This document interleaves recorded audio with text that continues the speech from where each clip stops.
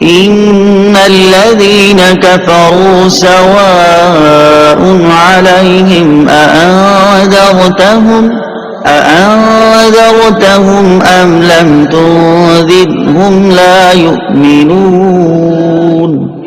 ترجمہ: بے شک وہ لوگ جن کی قسمت میں کفر ہے ان کے لیے برابر ہے کہ آپ انہیں ڈرائیں یا نہ ڈرائیں، یہ ایمان نہیں لائیں گے. ان الذین کفروا سواء علیہم، بے شک وہ لوگ جن کی قسمت میں کفر ہے ان کے لیے برابر ہے. تفسیر صراط الجنان میں ہے.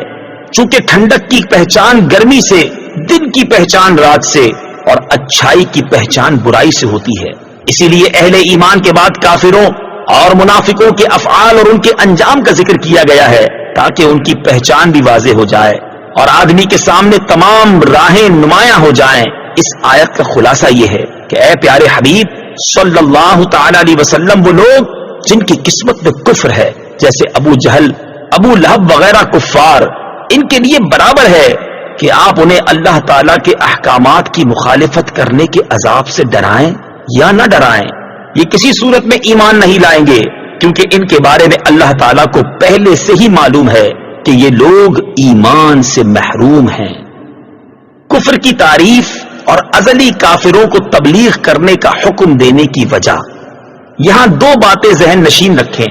نمبر 1، ضروریات دین میں سے کسی چیز کا انکار یا تحقیر و استہزاء کرنا کفر ہے، اور ضروریات دین اسلام کے وہ احکام ہیں جن کو ہر خاص و عام جانتے ہوں، جیسے اللہ تعالیٰ کی وحدانیت، انبیاء کرام علیہ الصلوۃ والسلام کی نبوت، نماز، روزے، حج، جنت، دوزخ، قیامت میں اٹھایا جانا وغیرہ. عوام سے مراد وہ مسلمان ہیں جو علماء کے طبقے میں شمار نہ کیے جاتے ہوں مگر علماء کی صحبت میں بیٹھنے والے ہوں اور علمی مسائل کا ذوق رکھتے ہوں. اس سے وہ لوگ مراد نہیں جو دور دراز جنگلوں پہاڑوں میں رہنے والے ہوں جنہیں صحیح کلمہ پڑھنا بھی نہ آتا ہو، کہ ایسے لوگوں کا ضروریات دین سے ناواقف ہونا اس دینی ضروری کو غیر ضروری نہ کر دے گا. البتہ ایسے لوگوں کے مسلمان ہونے کے لیے یہ بات ضروری ہے کہ وہ ضروریات دین کا انکار کرنے والے نہ ہوں اور یہ عقیدہ رکھتے ہوں کہ اسلام میں جو کچھ ہے حق ہے اور ان سب پر اجمالاً ایمان لائے ہوں. نمبر 2، ایمان سے محروم کفار کے بارے میں معلوم ہونے کے باوجود انہیں تبلیغ کرنے کا حکم اس لیے دیا گیا تاکہ ان پر حجت پوری ہو جائے اور قیامت کے دن ان کے لیے کوئی عذر باقی نہ رہے. اللہ تعالیٰ ارشاد فرماتا ہے: رسلا مبشرین ومنذرین لئلا یکون للناس علی اللہ حجة بعد الرسل وکان اللہ عزیزا حکیما.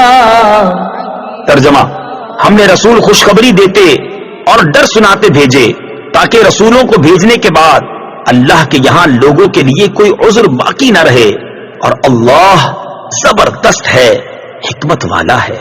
اور ارشاد فرمایا: وَلَوْ أَنَّا أَهْلَكْنَاهُمْ بِعَذَابٍ مِّن قَبْلِهِ لَقَالُوا رَبَّنَا لَوْلَا أَرْسَلْتَ إِلَيْنَا